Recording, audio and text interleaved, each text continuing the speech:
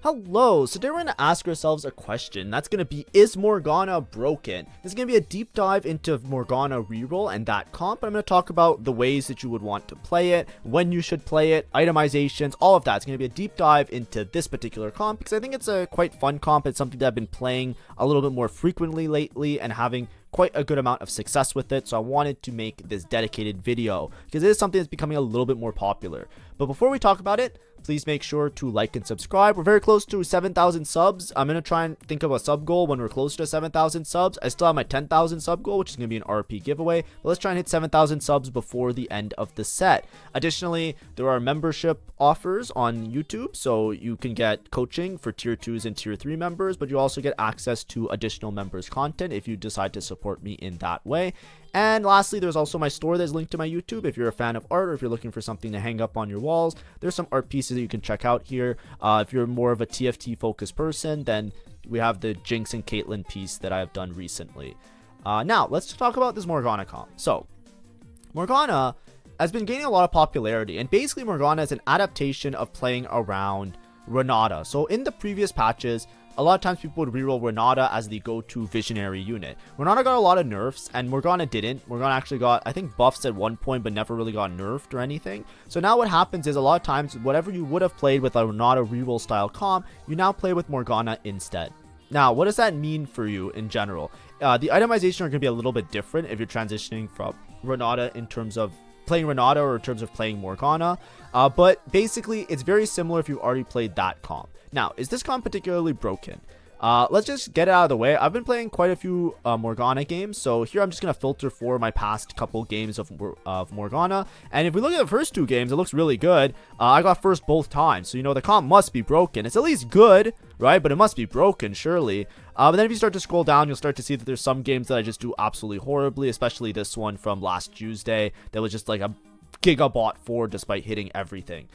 So I'm going to talk here a little bit about the optimizations and how you actually want to play it based on my own experience and what I learned, as well as researching after the fact to try and figure out like where I went wrong.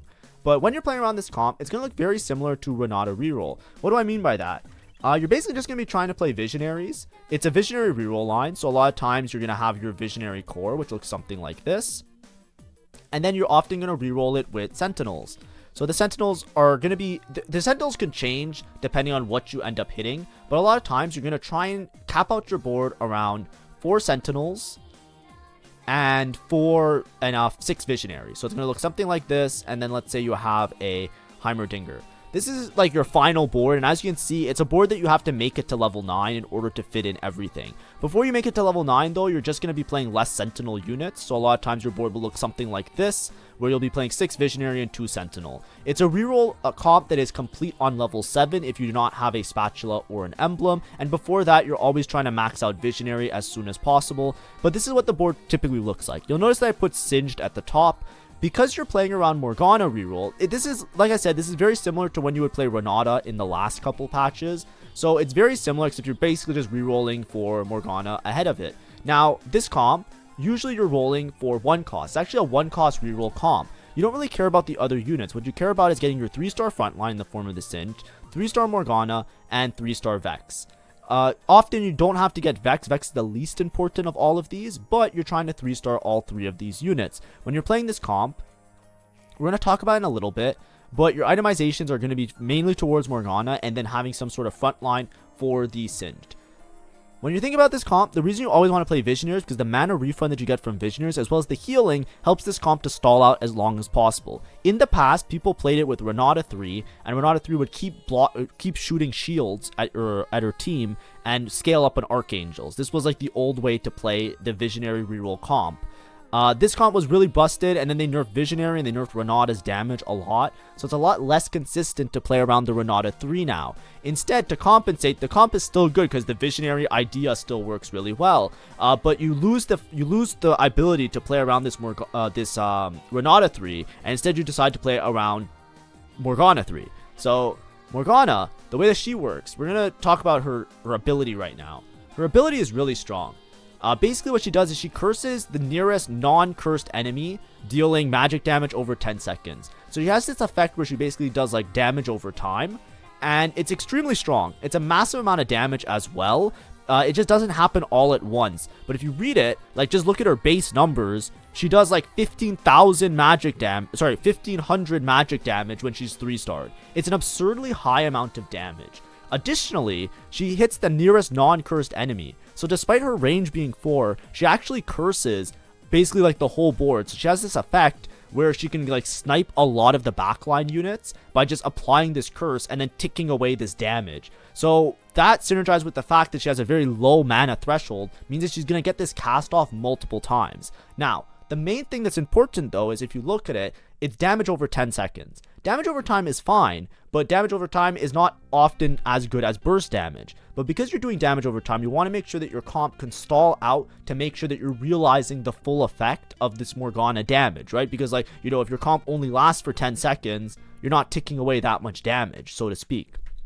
So often, when you're playing around Morgana, you just want her to cast as many times as possible, apply as many curses as possible, because she's going to keep hitting units. And eventually, because she always applies it to a non-cursed enemy, if she stacks these curses so fast and she applies so many casts as rapidly as possible, then you're going to eventually guarantee applying a curse on a key unit. The main thing that you want with Morgana is to hit a unit that actually matters and just chip away at them and kill them. A lot of times with Morgana, you snipe the backline and you kill the backline before the front line even dies. That's the key part about this Morgana. So you want her to chain cast, you want her to cast as much as possible. Now, whenever a unit has a very low mana threshold, typically the better mana generation item is blue buff. So it's almost essential to put a blue buff on the Morgana. Additionally, before, if you're trying to stall this comp with Visionary, you get the healing. Thank you for the follow if you guys heard that. Instead of just relying on the Visionary healing, a lot of times the next best item that you want on Morgana is Gunblade. You want to pair up the Gunblade with the blue buff because you want the Morgana to cast as many times as possible, apply this damage over time, and then additionally heal as much of your board as possible to stall out, basically to reapply curses and then reapply the damage over time and make sure that the damage over time realizes its full potential, basically ticking away over these 10 seconds.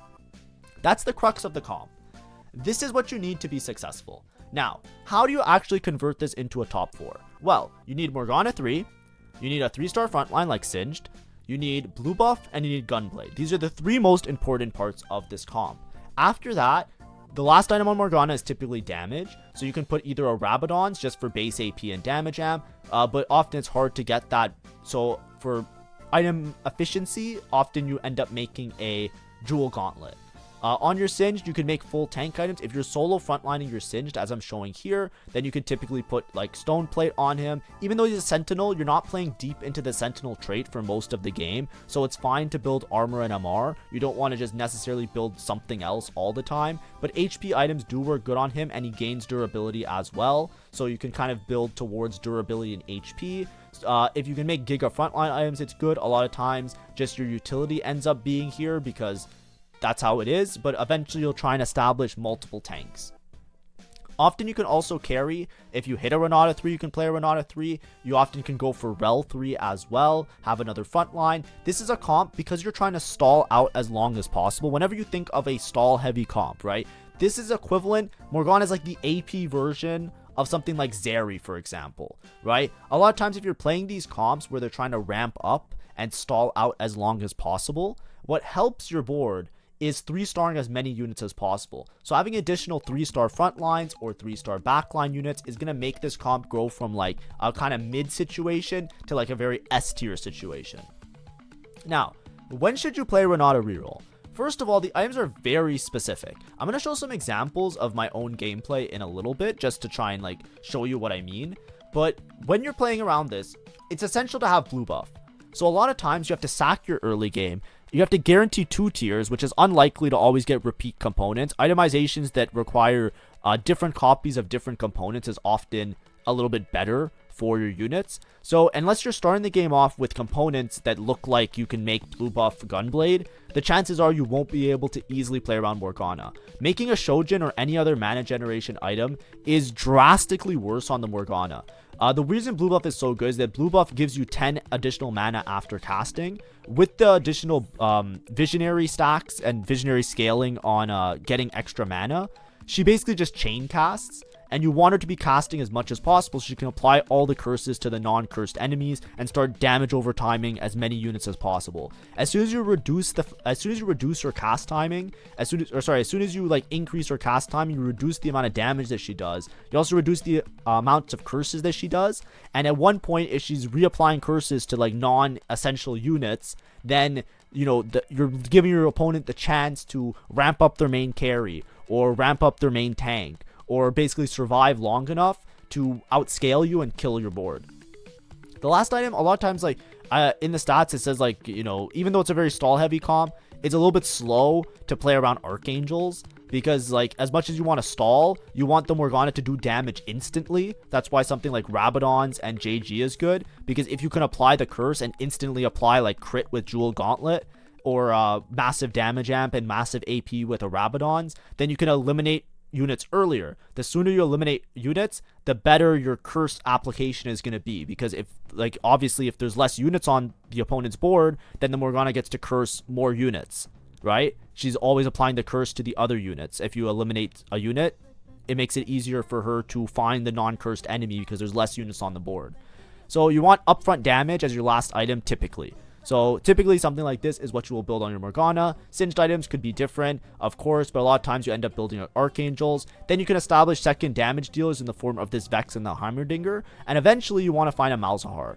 The max cap version of this board is with a Malzahar and with multiple sentinels, so it's very hard to actually realize full potential, because this Morgana you need to have tempo in order to hit everything, as well as level for these additional units, right? 6 Visionary without an emblem is also dependent on you finding a Heimerdinger, and Heimerdinger is a little bit more contested in the current meta. So until you have 6 Visionary, this comp is very easy to lose out with. Morgana with the Gunblade and the blue buff does do a lot of damage and does do a lot of healing, but it's not as ridiculously stall heavy as it was when you played around Renata. Renata was a lot more stable early game, because the shielding that she applied was just so powerful that you can stall indefinitely. This Morgana unit, especially early game, it can come down to RNG. A lot of times, if you don't have 3-star versions of these units, like if you're in your mid game and only have 2 stars, this is where this comp really falls off, right? Because you don't have enough sustain to make this Morgana do all the damage that she needs to do. You're not at a point where you're at 6 Visionary, so you don't have the additional healing from Visionary, and you're often in like this limbo situation of not being quite tanky enough to out-tank most of the other comps, and you're not have enough DPS to out-DPS most of the other comps. So it's very, very mid throughout a lot of your mid game, and a lot of times you can just look around and be like, oh, I guess I just lose these rounds for free now. A lot of times you're also stuck on level 5, because usually you're rolling on level 4 to try and hit the Morgana and the Singes, but then you're stuck on level 5 and your board looks something like this. With only one frontline unit unupgraded, if you don't have perfect Morgana items at the start of the game, your stage 2 and your stage 3 are going to be instant loses for most of the rounds. Imagine if I don't have 3 items on Morgana and this is what my board looks like. A lot of times the Singe dies instantly because the Morgana doesn't have Gunblade and can't heal him up. Then there's just a Rel, which often is only at most a Rel 2, and then you're just stuck with these backline shitters that they just die as well because they're 1 cost and they don't have a lot of HP to sustain like total upfront damage. So this comp falls off extremely hard in its mid game. So when should you play this comp? This is the big thing, right? When you think about a reroll, I'm going to write it out now, right? When you think about a reroll, you really want 3 conditions for every reroll, and this applies to the Morgana comp as well. So the first condition is you want to have, especially if it's a low cost reroll, your item quality has to be good. So when I talk about item quality, you pretty much cannot angle towards Morgana unless you have a tier. If you don't have a single tier, the game is just over. You need at least 1 tier because you want to try and guarantee blue buff. Blue buff is the most important item a lot of the time, and Gunblade. I don't think you can run Shojin Gunblade, you're probably screwed. If you don't have both of these items, this comp is giga bad, right? These 2 items are essential. If you don't have these 2 items, you're probably going bot 4. It's going to be very difficult, or you're in a lobby where people aren't punishing you as hard and maybe you can still top 4. It's not all doom and gloom, but your item quality has to be good. So if you start the game and you have enough components that it looks like you can get these 2 items, then you're in a good spot. Number 2, units. Because you're playing a 1-cost reroll, you care a lot about having copies of the 1-cost units. You want Singed and Morgana especially. These are the 2 critical units that you want for this board. And number 3, you want like, I don't know how to say it. Like, the other thing with reroll is typically like others. You want to make sure you're not contested, as well as there are other rerollers, and this is where this comes really into play. If there are other one cost rerollers, it makes it a lot easier for you to hit the one cost reroll line. Now, what does that mean? Like, what does that mean to you, right? If other people buy the one costs and they buy a bunch of them, then it makes it easier for you to hit because they thin out the pool. And because you're reliant on hitting multiple one cost 3-stars, you actually benefit from 3-starring as many of them as possible. You want there to be another reroller in the lobby such that it makes it easier for you to hit. Now, something that became really relevant in the current meta is family reroll. Now, some people overvalue it, some people say it's good, some people say it's bad, but a lot of people play family reroll in a lot of lobbies. This is the main part where I decide to play Morgana reroll. If I don't see another one cost reroller, I am highly considering not to play Morgana. I maybe play towards Visionaries, but I play Tempo Visionaries, I level and I play something else. I play towards Sorks, I play towards a higher cap comp. Because this Morgana comp is very weak in its mid game and can lose to a lot of different comps, especially if you don't have perfect items and you don't have a lot of early game tempo. Because it's a one cost reroll, a lot of these units are very glassy, they can die pretty easily, and you don't have the sustain until you hit 6 Visionary or you hit like 4 Sentinel, right? This is a way to hit pretty guaranteed, because what's going to happen is the family reroller in the lobby usually buys every copy of Darius, Violet, Powder, and Draven that they see. They thin out the pool so much because they're playing so many one costs that if you're uncontested, even if you have only one copy of Morgana, they will just appear in your shop for free. You will very easily hit your units. And that's something that I do very often. If you look at a lot of these games where I'm playing Morgana, there's always at least one family reroller or one other person rolling around one cost. I forget where it is. Look, see? Family reroller, 1 second, right? Look at this game. This game was a worth the wait game, but look, there was lots of one cost rerollers. People are buying one cost. If people are buying one cost, it makes it easier for you to hit. Look at the one that I went 7th. I'm pretty sure there was like a family reroller, but he just did Draven, he kind of died. I guess here I still tried to play it, but I still did pretty poorly. But you never want to play this comp unless there's another one cost reroller. That would be my word of advice. If I have to give away anything, make sure to do that. Additionally, because what I was saying before, this comp spikes really hard off of 6 Visionary. Something that does help you out quite a bit is a Visionary emblem, right? If we're talking about like ways to make this comp a lot more stable in its mid game, a Visionary emblem can help a lot. You can always transfer it onto a different unit, but it makes it very easy because then on level 6, which is pretty achievable, a lot of times you roll for your 3-star on level 5, then you can instantly go level 6. Hitting 6 Visionary is your huge power spike. As soon as you hit 6 Visionary, you're a lot more stable. The extra mana generation that you have from 6 Visionary, as well as the additional healing from your ability damage, this helps a lot. It helps significantly in increasing the bulk and making this comp a lot more sustainable and a lot more like able to be played in your mid game. If we're talking about max cap, a lot of times the max cap does require a Visionary emblem, and then you're just playing more towards Sentinels and you cap out around these units. So depending on how you play the game, you can play Rumble with Visionary emblem, which is extremely strong. Basically, Rumble gets a mana refund whenever he misses with his missiles. So basically, when he can get into a spot where he chain casts, because he'll get mana refunded, Visionary scales up his mana refund, and then he'll be able to cast again. So on his main ability, he just keeps casting, so it's extremely strong. So if you have the opportunity, always put Visionary emblem on Rumble. Then you can play 4 Sentinel, 6 Visionary. Because you're not playing typically around the Renata shield, you can also space out your front line. You don't have to play this clubbed version around the Renata. And a lot of times late game, you end up dropping Renata or Vex because you want to play around Heimerdinger and you want to play around Malzahar. Heimerdinger works really well with this comp because he also scales with casting. So if you play him with 6 Visionary, he does an extremely powerful multicast. If you're playing around Malzahar, Malzahar is your true max cap, because Malzahar combined with Morgana is how you win late game.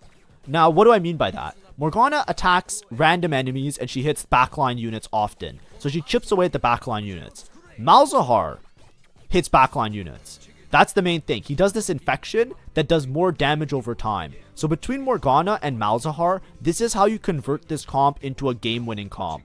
A lot of times, comparatively, not hitting Malzahar versus hitting Malzahar is all the difference in going, like, you know, especially if you're in a really like crazy lobby, it's all the difference in going top 4 or going bot 4 sometimes. And it's definitely the difference between going first and going second.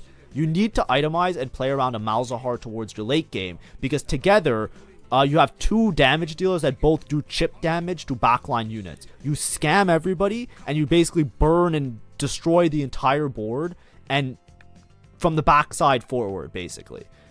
You always want to try and reach the cap where you hit Malzahar. Now, additionally, this comp also works with a Sentinel +1. If you have a Sentinel +1, then it's easy to fit 6 Visionary 4 Sentinel. And of course, this is a board that's complete on level 8. If you have a Sentinel emblem, or if you have 2 Frying Pans, which sometimes happens, then you can play 6 Visionary and 6 Sentinel, which is extremely powerful. This is like your highest cap variation, but it obviously requires 2 emblems. If you don't have the emblems, you just drop 2 Sentinels until you get to 4 Sentinels, 6 Visionary. 6 Visionary is the more important aspect.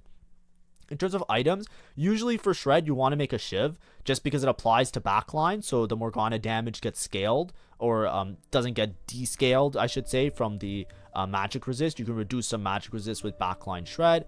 And then anti-heal you can apply to another unit that has widespread hitting, like something like Malzahar as well. If you're talking about this comp as well, it also has a couple options for Ornn artifacts, which I think is everybody's favorite thing. Blightning Jewel is extremely powerful on Morgana, because basically if you read Blightning Jewel's effect, it deals magic damage. Whenever you deal magic damage, it reduces the target's magic resist, and then it starts to grant mana afterwards if their magic resist is 0. Because Morgana as well as Malzahar do damage over time, Blightning Jewel is typically good on either of them, but it's a lot better on Morgana because her damage over time effect is a lot better than Malzahar's. So anytime you see dot damage, that's a symbol that Blightning Jewel should be good on that unit. So Blightning Jewel, another win condition for this comp. Then you have all of the tank ones that work really well. Anima Visage, Light Shield Crest, anything that you can use in your front line that will, even Hull Crusher, could also make this comp extremely strong.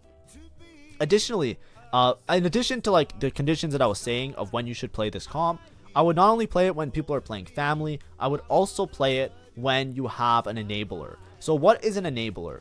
There's different augments that often work really well with different reroll lines, and a lot of them work really well with Morgana. So namely, I think the best thing that you can ever see is no scout, no pivot. This augment is busted. It might not seem like it. You might look at it and be like, whatever. No scout, no pivot. It's really risky.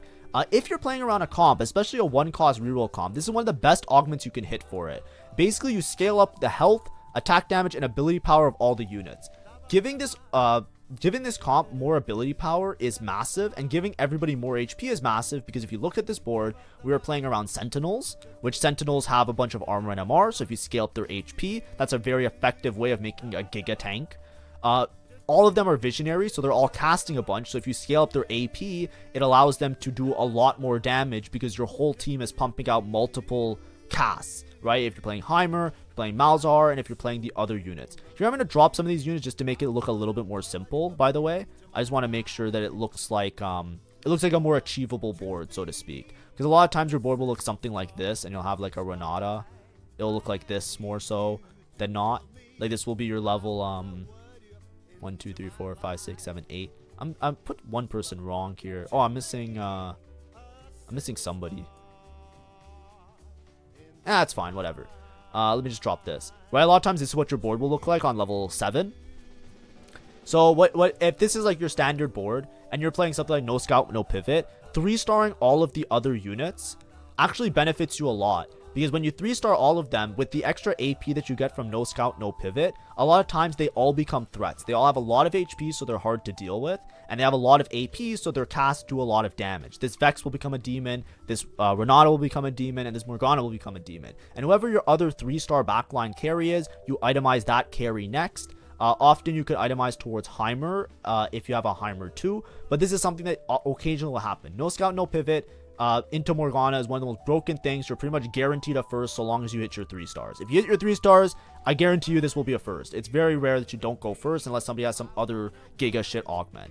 The other one that's really good, you'll see a trend here, is Starry Night. Obviously, with Starry Night, you always roll on level 5.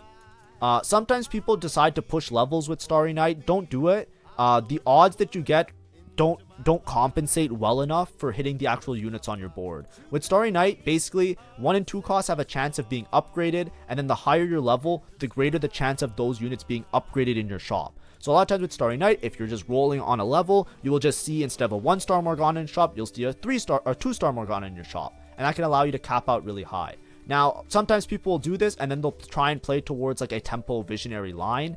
It makes sense, yes, but at the same time, you decrease the odds of seeing 1 cost in your shop by so much that it becomes very rare for you to actually hit these units. So what you should always do is roll on level 5. You can roll a little bit on level 4, but level 5 is the best balance between the actual odds of seeing the 1 cost in your shop and the odds of seeing them upgraded in your shop. And a lot of times you can scam a 3-star Rel and a 3-star Renata. The more 3-stars you have with this comp, the better. This isn't like other reroll comps where they're not going to be they're not going to be damage dealers or threats. Because they're casting so many times because of Visionary, these backline units are still going to be useful. Because your Sentinels or your frontline units need to stall out for this Morgana to apply curses, having them 3-star and getting the HP buffs for them is going to be substantial. And eventually, you can itemize all of your 3-stars, right? Whatever backline units you hit, you can itemize with your additional damage items, and whatever frontline units you hit, you would then itemize with your additional frontline items. So this comp works really well with a lot of items if you can 3-star everybody. Additionally, in terms of augments, there are some other ones that are pretty good. Something like Superstars might work out, where you get like extra damage for 3-stars and 1 cost champions, and all for 1, I think it's called, or 1 for all. 1 for all is also pretty good. But these ones aren't nearly as good as Starry Night and No Scout, No Pivot. There are other options of reroll things that can help you, but typically that's something that you're going to be aiming for. And one other thing is that the items are really specific. I actually think that you can't really go wrong with Pandora's Bench. With the Visionaries, the difference between good items and bad items is pretty substantial, especially with like Renata, what's her name, Morgana and Heimerdinger, right? Like hitting the proper mana generation ones, like Heimerdinger wants blue buff, Renata wants Shojin, Archangels usually is good on Renata, Morgana wants like the specific items that I was talking about before. A lot of times if you have something like Pandora's, it helps you, oh, not Pandora's Bench, sorry. Pandora's Bench can help you hit your 1 cost. Pandora's items is what I was referring to, right? If you can make your items really good, the quality of your items being good with this comp, it's all the difference between top 4 and bot 4. If you do not have blue buff on Morgana, I guarantee you it will be the hardest top 4 of your life. You will be like, you'll be struggling the whole way through the game. But that's like the little crash course. Now, is the comp broken? I wouldn't say so. Now, something that you can look at a little bit is stats, right? Stats don't really lie. If you look at Morgana 3-star and what the average is, it's not that high. It's like a 4.5, so it's about mid. It's pretty average, and it's really heavily skewed by having blue buff and Gunblade. If you look at other mana gen items, it's often really bad, and it falls off really hard. So you really need, like, you know, you might think that certain items are good. Like maybe I'll make Shojin Nashers. Maybe I'll make a QSS and she'll attack fast. Maybe I'll make an Archangels even. A lot of times these are quite awful, and you can find yourself in a really bad spot really fast. Don't look at Adaptive Helm being good, by the way. Don't get baited, because if you put Adaptive Helm here, it's going to say that you need to put like other items, and then it just starts to be like really awkward. You pretty much need a blue buff and a Hextech Gunblade, or else this comp doesn't function well, because it's so reliant on you stalling out and doing a massive amount of healing and damage and chain casting. Like those 3 things are essential for this comp to have any success. Additionally, if you look in general, it just doesn't work that well until you hit like a lot of like the really high cap versions of these units. It's really easy to fall off if you don't have a Malzahar, or if you don't have a bunch of 3-stars. So often there's like a debate that you have to have with yourself of, do I push levels to try and play around Malzahar, or do I stay rolling for Vex, Renata, and Rel? The main thing that I would say is items. If you have items for these units, then you should stay low level and try and 3-star everybody, because it does help out a lot. However, if you don't have items for these units, then I would then push levels for Malzahar, because if you can find a Malzahar, that's how you make this board cap out really high. A lot of the times the people that look like they're insanely strong with this board late game is because they eventually find a Malzahar. But anyways, if we want to see some gameplay, I decided that I can show some of my games in this one. I won't make it too long, I'm just going to skim them a little bit, but these are games from today. So as you can see, this is the first one that I went first with when I was playing around this Morgana. And what I did is I have a tier, and I'm basically playing Starry Night into the Morgana comp. It's fine. This isn't the best spot for it, but I have Starry Night, so I think for sure I can hit all my units and be relatively strong. If you look at my items, I do have one tier. I don't have the perfect item set up, but in my head, I'm saying I could probably do okay. What you'll notice here, though, is that despite what my board is, I'm going to try and sack early game. This is extremely critical. Because you're so dependent on blue buff, there's no guarantee. It's actually very hard for you to hit 2 of the same components. You can check out my item guides on my channel if you want a proper explanation. But in short, when you get dropped a component, you're less likely to get dropped one of the exact same components. So if I already have a tier, I am less likely in the future to get dropped another tier. So the odds are against me in order to make a blue buff. It's why you should always consider these things when you're slamming items, when you're making items. Like I said, more details in a different guide, which I'm not going to get into. So your early game, you usually, a good Morgana spot, you want to have a tier on your bench, and then you want to lose every single round up until carousel. So you want to lose the first 3 rounds, guarantee that your first pick, and get the tier, right? You got to get the tier. So if you look here, I'm gonna make sure that my board is weak. I have a 2-star I have a 2-star Renata on bench. I purposely don't play it. Make sure that I lose this round. No questions asked. Make sure that I get the tier. Right? Tier on carousel. Guarantee my blue buff. Boom. Now we're cooking. Now the game can begin. So now I'm going to re-put on my units. I'm going to play around the spot. I'm Starry Night. And as you can see, there's going to be a little bit of a high roll. Anytime you see somebody go first with a comp, they high rolled for sure. So these first that you might see me talk about are kind of fake. Because if you look, I skipped like 10 seconds in the video. And I have a Renata 3. I have a Renata 3 at the start of stage 1. So I actually stabilize my damage a lot here. Which makes me have a really good mid-game. Despite not necessarily being the strongest. So see, I'm stabilizing around my Renata 3 that I hit with Starry Night. So this is similar to how you would play it in the old comp. And eventually, once I have my better Morgana items, I'll swap items over to Morgana. But as you can see here, I stabilize around the fact that I have a Renata 3. But even then, a lot of these fights are close calls. And I'm pretty sure I'm going to lose one of these fights in this mid-game.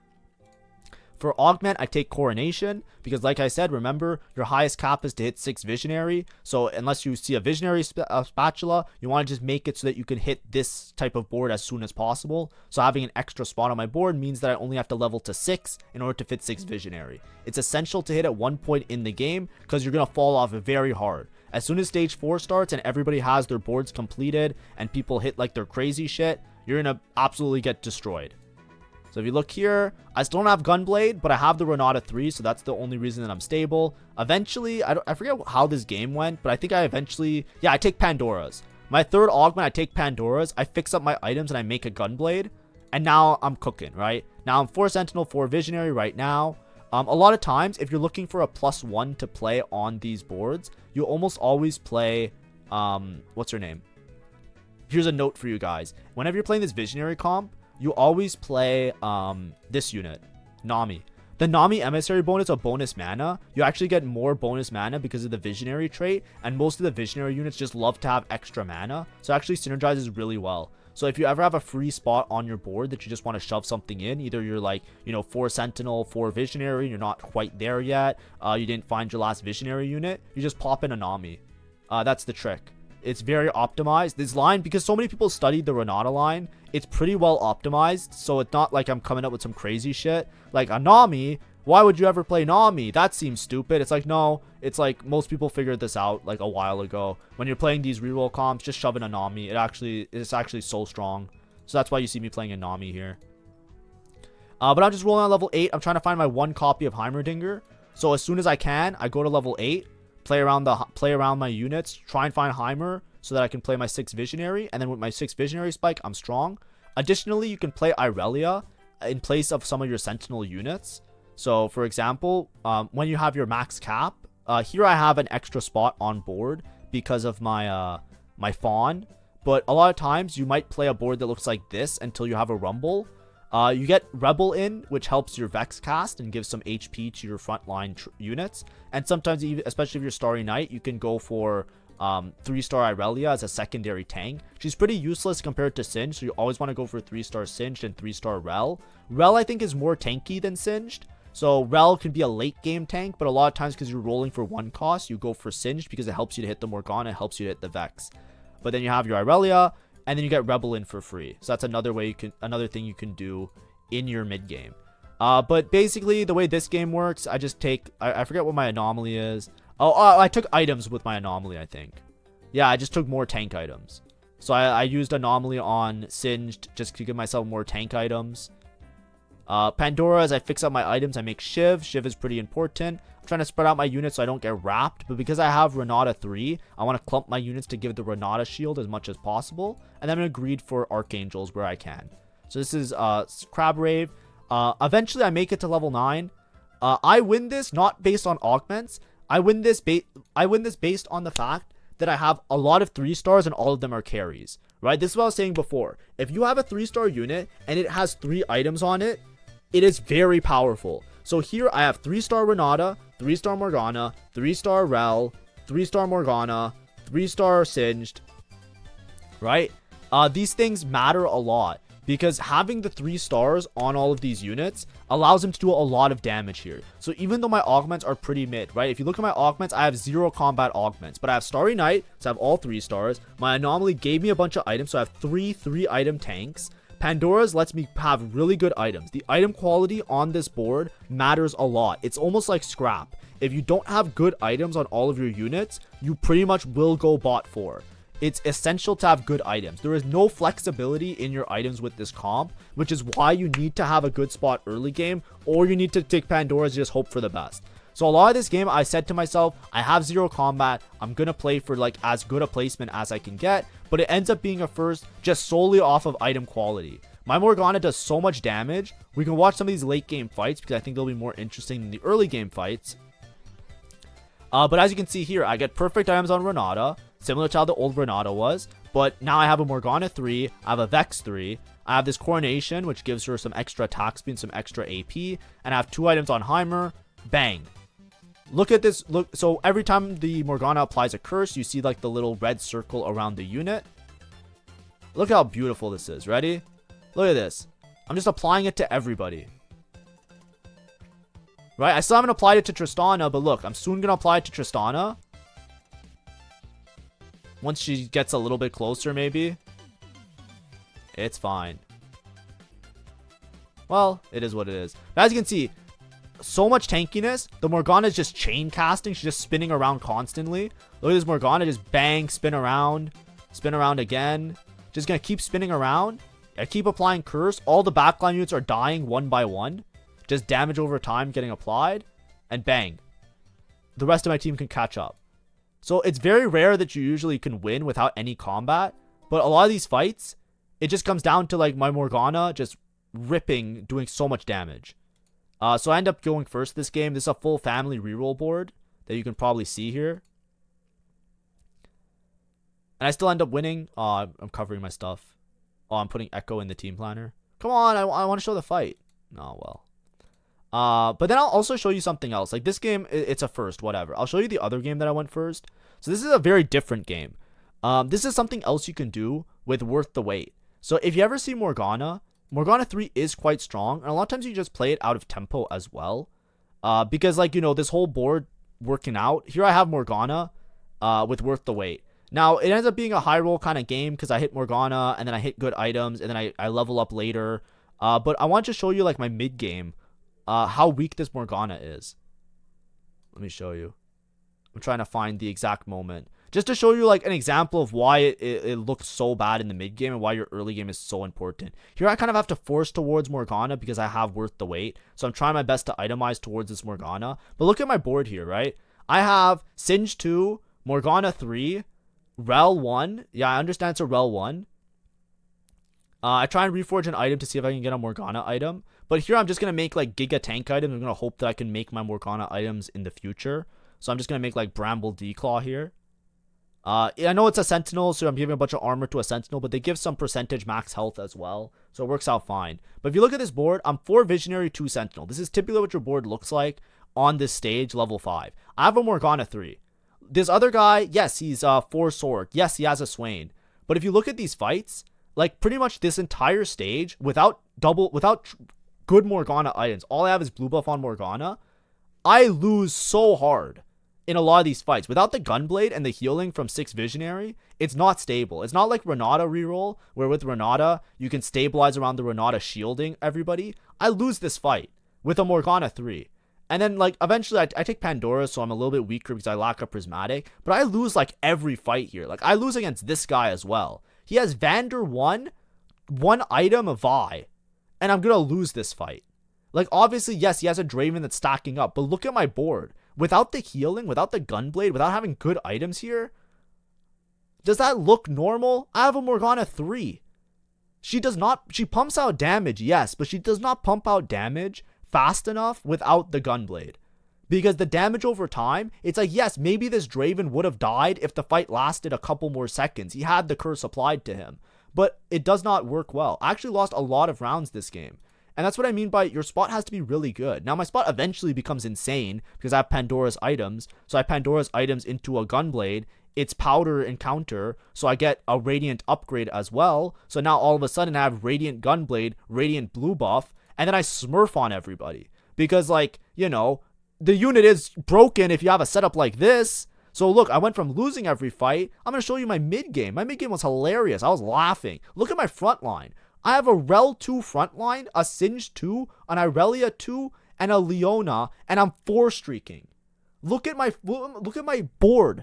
It says I 4 streak this stage. I'm literally winning out the game with a Morgana 3 and a bunch of shitters in the front line because the healing is so substantial once you have Gunblade, because the damage over time with the Gunblade applies so much. So it's so important.